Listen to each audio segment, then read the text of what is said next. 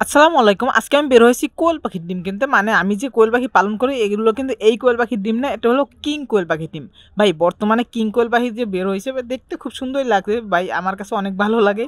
যার কারণে আমি চিন্তা করছি কিং কোয়েল পাখিও পালার জন্যে। বাট কিং কোয়েল পাখির যে দাম, আমি মনে করি যে এই দাম দিয়ে কিং কোয়েল কেনা এই মুহূর্তে সম্ভব না। মানে আমার পক্ষে সম্ভব হলেও মানে কেনা উচিত নয়। যেহেতু আমার ইনকিউবেটর রয়েছে, ডিম ফুটানোর মেশিন রয়েছে, তাই আমি কিং কোয়েল পাখি না কিনে সরাসরি কিং কোয়েল পাখির ডিম কিনবো, যাতে আমি ইনকিউবেটর দিয়ে বাচ্চা ফুটাতে পারি। সেক্ষেত্রে আমার দামটা কিন্তু অনেকটাই কম পড়বে। আর ইনকিউবেটর তো রয়েছেই, আর আমি ইদানিং দু একদিনের ভিতরেই কোয়েল পাখির ডিম বসাবো ইনকিউবেটরে। সো কোয়েল পাখির ডিমের সাথেই কিং কোয়েলের ডিম যদি বসিয়ে দিতে পারি, সো তাহলে তার কোনো সমস্যাই নেই।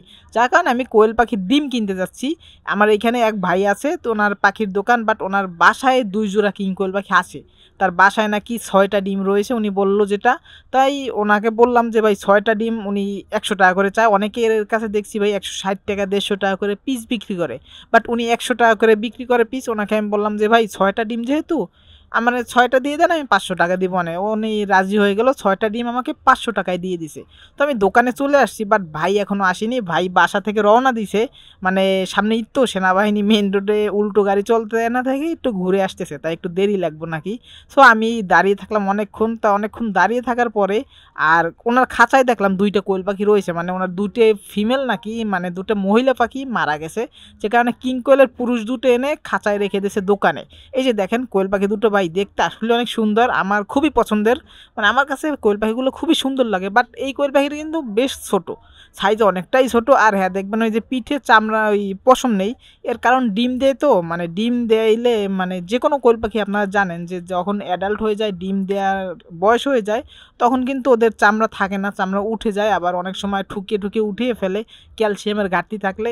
সো কোয়েল পাখি বয়স হলে, প্রাপ্তবয়স্ক হলে এরকম পশম উঠে, ওটা সমস্যা নেই, কোয়েল পাখি ঠিক আছে। বাট ওনার এই দুটোর সাথে যে জোড়া ছিল, দুটো ফিমেল ছিল, দুইটাই নাকি মারা গেছে। যার কারণে এই মেল দুটো মানে পুরুষ পাখি দুটো এনে দোকানে রেখে দিয়েছে বিক্রি করার জন্য। আমি দেখলাম ভাই, তবে মেল কিন্তু খুবই সুন্দর লাগে, বিশেষ করে কিং কোয়েলের মহিলার থেকে পুরুষ পাখিটা কিন্তু খুবই সুন্দর লাগে। অবশেষে ভাই চলে আসছে ডিম নিয়ে, এই যে দেখেন এটার ভিতরেই আমার কাঙ্ক্ষিত ডিম। এখানে ৬টা ডিম আছে।